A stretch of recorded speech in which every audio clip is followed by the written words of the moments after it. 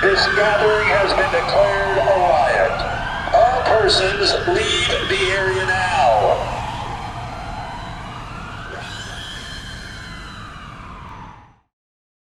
Okay, well, enough putting this off. If you're seeing me for the first time, you're probably a little bit disappointed, but not altogether surprised. So, it was, I don't want to do this. Let me say that right off the bat. It was said to me that you should, even if you don't want to make videos, you should make videos anyway so that you can engage with your audience, and that is a good thing to do. Right, so here I am. Maybe you won't do it again, but yeah, I put this off way too long, like way too long. We have the final sample. Final sample. Sample number 3. And I was going to do an unboxing. Well, I am going to do an unboxing, but it was never really packaged up. I think the factory is very irritated with me, to be honest. I asked for a lot of changes, and then I got into arguments with the guys because they didn't want to make those changes. Right. Anyway, so it was never actually wrapped, so it's going to be a little bit anticlimactic because I'm not going to take the wrappers off of things, but all the stuff is in here. So let's look at it together. You for the first time, me for the second time.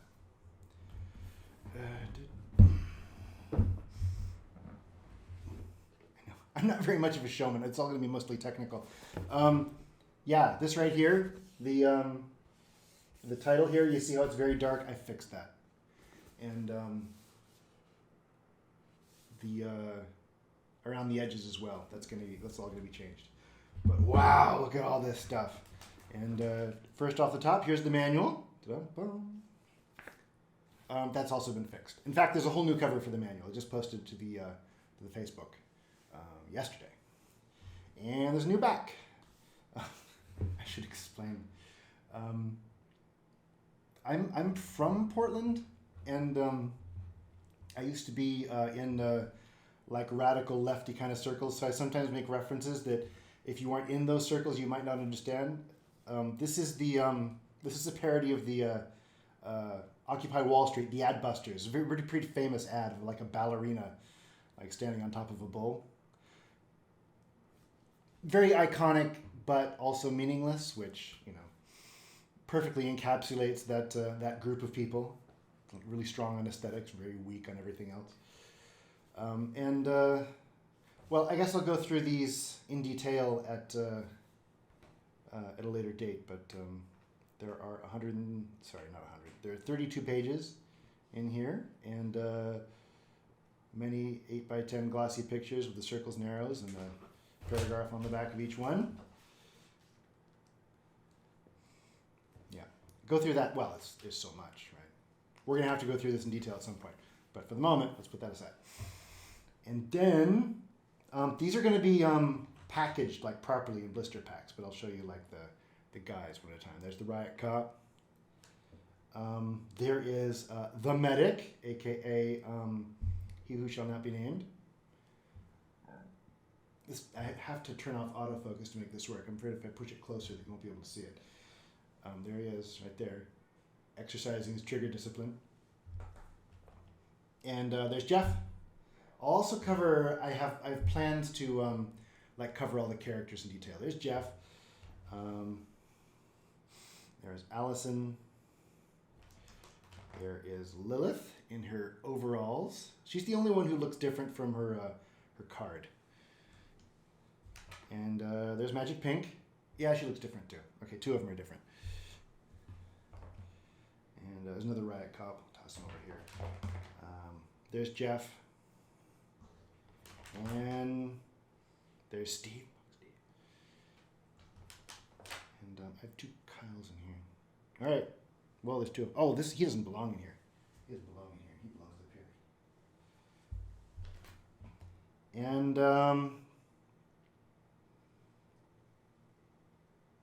Officer Jackson, and I'm missing some guys.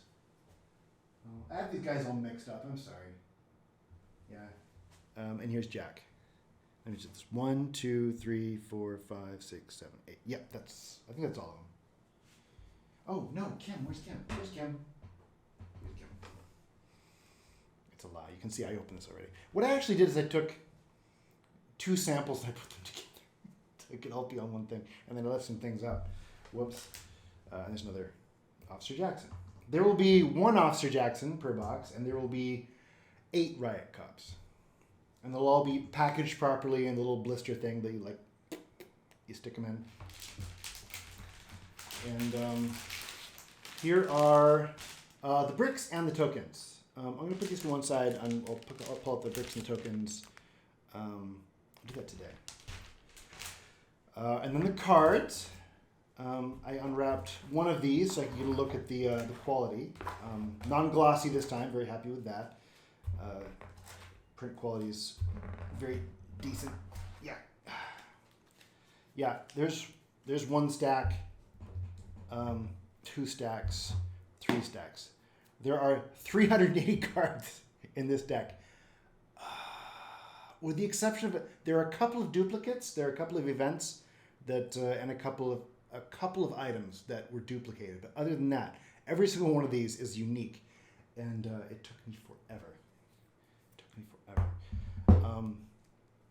Yeah. So.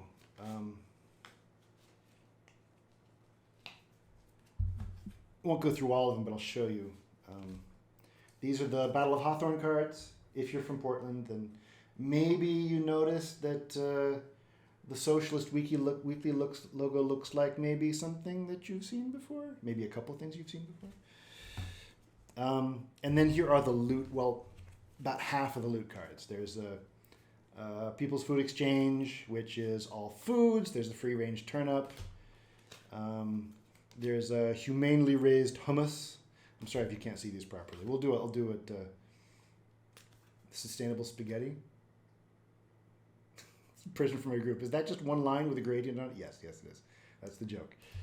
From pizza, here's the $65,000 hot dog. Right there.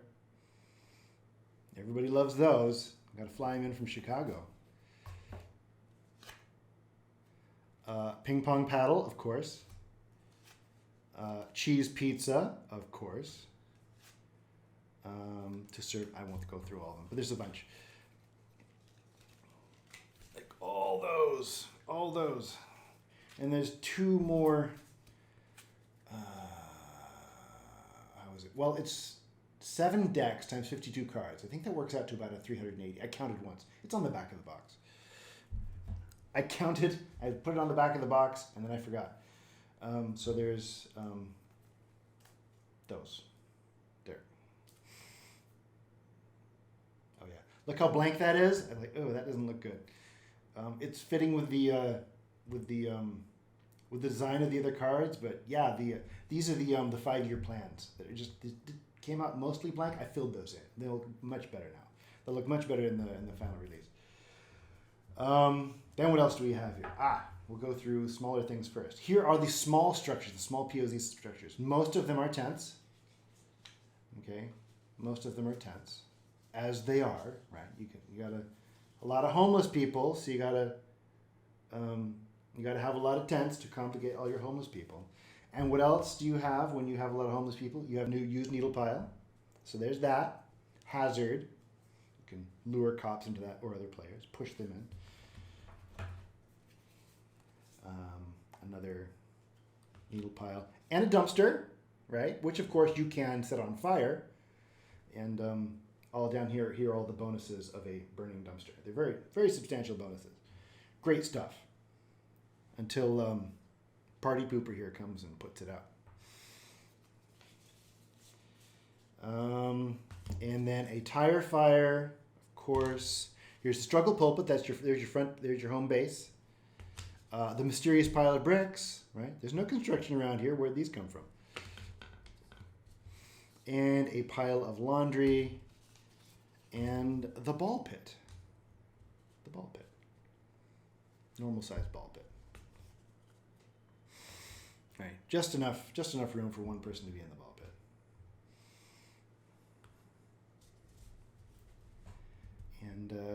should we go next? Oh yeah, these are the other POZ structures. These are the higher level ones that you'll cash in these little ones and get the big ones. Here's the meth lab. On the back it explains what the meth lab is.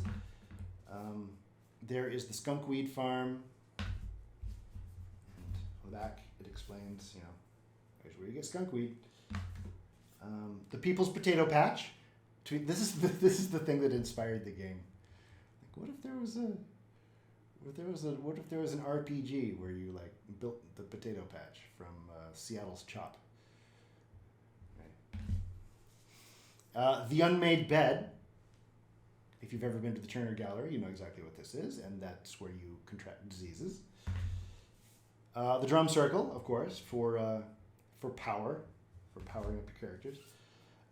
The Altar, if you want to engage in a little bit of witchcraft. And then there are a bunch of these, which are checkpoints, police checkpoints on one side, and barricades on the other side. They have dual function. These are defensive structures. These are for later in the game. There's 8 of those. I think that covers most of the POZ, and the rest of it is. I never actually explained. I just assumed that you know like what this game is and what's going on. That was a mistake. Hang on, let me get everything out first. Small businesses. Here's the Grand Herpetic. Herpetic, of course, referring to the liver or herpes. It is a methadone clinic / meth lab. So lots of needles, lots of drugs. And that is where Kim lives, right there. Kim lives at the Grand Herpetic. Well, she starts there. And here is the head shop, the weed depository, and that is where Jeff lives. Jeff is, well, the irony is Jeff is absolutely disgusting. I'll show you when it comes time to show you Jeff. Jeff is absolutely disgusting, and I thought it would be ironic if his shop was the neatest one in the game, and it is so neat. You can look at Kim's. He's got pee on the floor and needles everywhere and cigarette butts. And of course, you have the pizza parlor, right? You got to have a pizza parlor where you can get pizza, right? And that is where Steve lives. Steve lives loosely based on. Well, a lot of people, but mostly John Podesta. I didn't say it. Allegedly. And then, okay, so that's the 3 little ones. And then the bigger ones, there's the courthouse, right, that goes right in the middle of the game. The objective is to take this over and hold it. Right? When you take it over, it turns into the commune, which I kind of based after The Dark Knight, Bane's like little communist revolution thingamajig. So you take over the courthouse, right? You burn it down, boom, boom, boom, and then you establish the commune. And if you keep the commune until the end of the game, until the cards run out, then you're the winner. And if you don't, then a loser is you. And here are the big stores. It's going to be a 3x3 tiles. They're like 9 big tiles. Each of them have a business, right? And you go out and you loot the businesses, and then you burn down the businesses, and then you build these things, like replacing functioning industry with flop tents and piles of dirt and stuff like that. Like socialist revolution. So then the big ones, you have the People's Food Exchange, right? In designing the game, all the loot is specific. Okay, so like People's Food Exchange loot will go inside the People's Food Exchange like that, right? And the loot, we didn't attempt to balance it at all, but they are all things that you are likely to find in a shop such as this. So it's mostly food, gas cans, shopping carts, stuff like that. And they'll be fixed. So the loot distribution is not random like it would be in other games like that one, right? Well, this is not completely random. That's a bad example. In any game except for that one, I should say. Like that one, when you go to a store, you can get loot specific to that kind of a place. So Merda de Artista, that is the lair of, I forgot to say, Jorge. Jorge lives at the People's Food Exchange. Dum. Orange is his color. And then the design studio, Merda de Artista, which is where Magic Pink lives. She is the resident designer. How fabulous is she, right? And that's a whole bunch of stuff, like a whole bunch of stuff related to graphic design. Some gig posters, you can drink ink. There's some Pride stuff strewn around, right. And then the Filthy Rags, of course. Southeast Portland is full of vintage clothing stores, mostly, trash, and that's where Allison lives. And this is mostly clothes.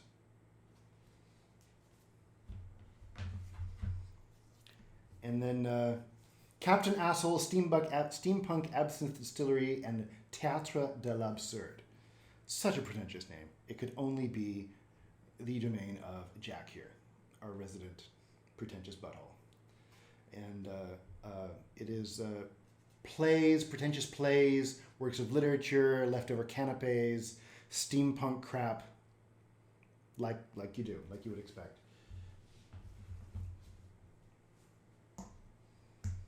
And the last one, Hexenhausen, which is where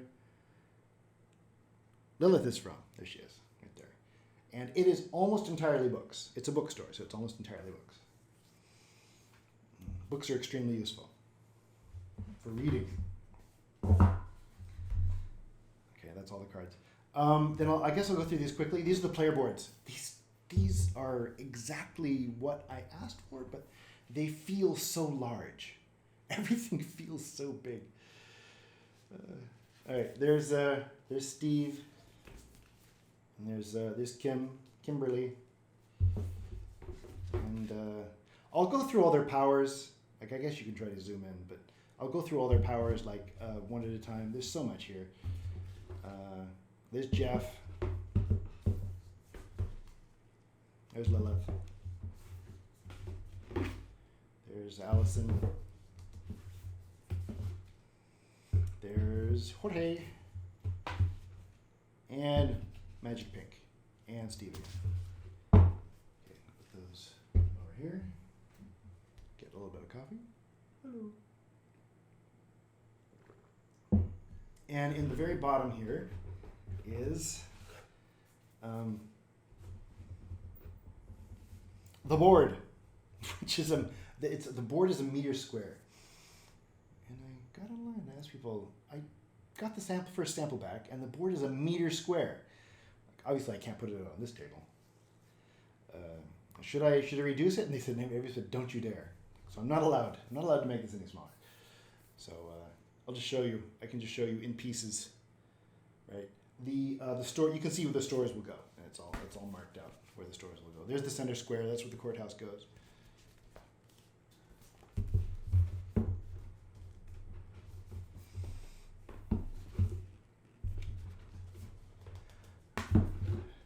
It kind of bums me out that it kills the reveal. Like the way I had to design this, the building is all burned down, and you see that before, like you put the store on top of it.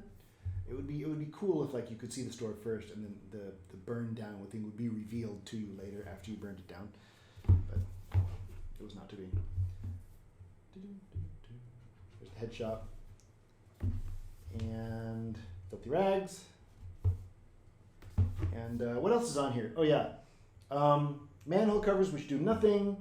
Here at Merda Artista, you might see after these things burn down, a little hatch here. What's that? What's this symbol right here? Oh my goodness, so familiar, so ominous. And the herpetic. And here's where the dumpsters start. Dumpsters here. So dumpsters can be pushed around the map, right? Like in real life, and set on fire like in real life. And you can use dumpsters that have been set on fire. You can push them into people and the police and set them on fire, just like in real life. Unless some jerk comes down to render aid and puts it out. In which case you have to cranium that boy. And we have a card for that. And I think we're back at the beginning. Right, so all laid out. In some video, I think I can lay out 2x3. This table's too small. This is literally my living, and I don't have a table in my house big enough to put my own games on. I'm so ashamed. Anyway. Okay, so that is that. Thank you for watching, and if you're tired of looking at my face, then say so, and I'll do over-the-shoulder something. Okay, I'll get one of those head mount cameras. Get one of those head mount cameras with the lens that sticks out your eye like that. Yeah, and they can look around. I can look at stuff. Or I tape my cell phone to my head like that. Anyway, thanks for watching, and I'll see you next time.